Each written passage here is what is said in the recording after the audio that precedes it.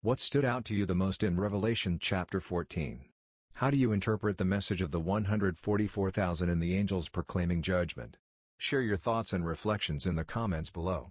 We'd love to hear your insights and engage in a meaningful discussion. Welcome back, dear friends, as we continue our journey through the book of Revelation.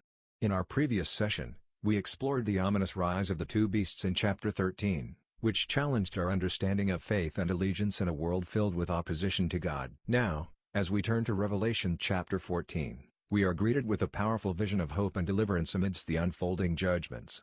This chapter introduces us to the 144,000 who stand with the Lamb on Mount Zion, a symbol of God's faithful remnant who remain steadfast in their devotion. We will also encounter the messages of three angels, each proclaiming significant truths about judgment, worship, and the eternal consequences of our choices.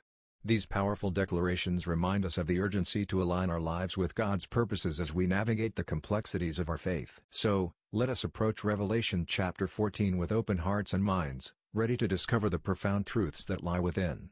May the Spirit of the living God guide us as we seek to understand His Word and the hope it brings in these challenging times.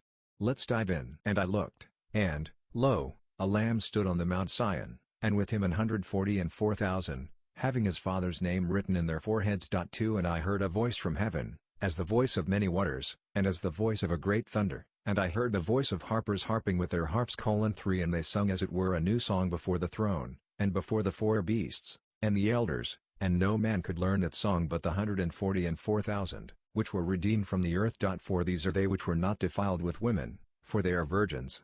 These are they which follow the Lamb whithersoever he goeth. These were redeemed from among men, being the firstfruits unto God and to the Lamb. 5 And in their mouth was found no guile, for they are without fault before the throne of God. 6 And I saw another angel fly in the midst of heaven, having the everlasting gospel to preach unto them that dwell on the earth, and to every nation, and kindred, and tongue, and people. 7 Saying with a loud voice, Fear God, and give glory to him, for the hour of his judgment is come, and worship him that made heaven, and earth, and the sea, and the fountains of waters. 8 And there followed another angel, saying, Babylon is fallen, that great city, because she made all nations drink of the wine of the wrath of her fornication. 9 And the third angel followed them, saying with a loud voice, If any man worship the beast and his image, and receive his mark in his forehead, or in his hand, 10 The same shall drink of the wine of the wrath of God, which is poured out without mixture into the cup of his indignation, and he shall be tormented with fire and brimstone in the presence of the holy angels, and in the presence of the Lamb. 11 And the smoke of their torment ascendeth up forever and ever, and they have no rest day nor night,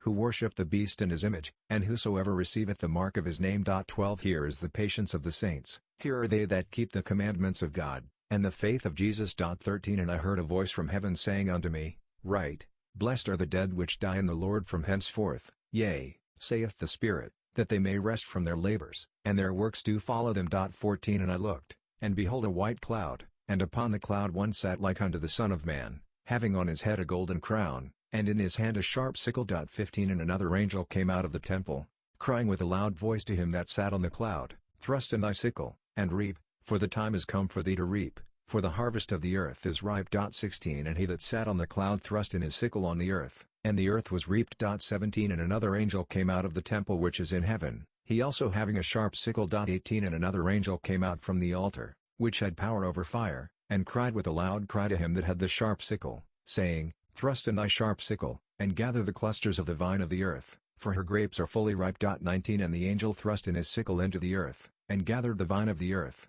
and cast it into the great winepress of the wrath of God. 20 And the winepress was trodden without the city, and blood came out of the winepress, even unto the horse bridles, by the space of 1,600 furlongs. As we conclude our exploration of Revelation chapter 14, we are reminded of the powerful messages of hope and judgment woven throughout this chapter.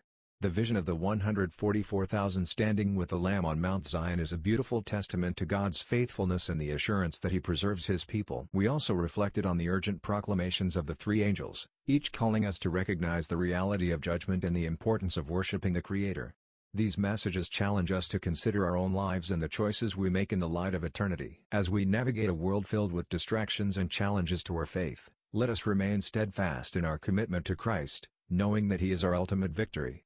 May the truths we've uncovered today inspire us to live boldly and share the hope of the gospel with those around us. Thank you for joining us in this study. May you be filled with peace and encouragement as we continue to seek God's wisdom together. Until next time, may the Lord bless you and keep you, and may His face shine upon you. Amen.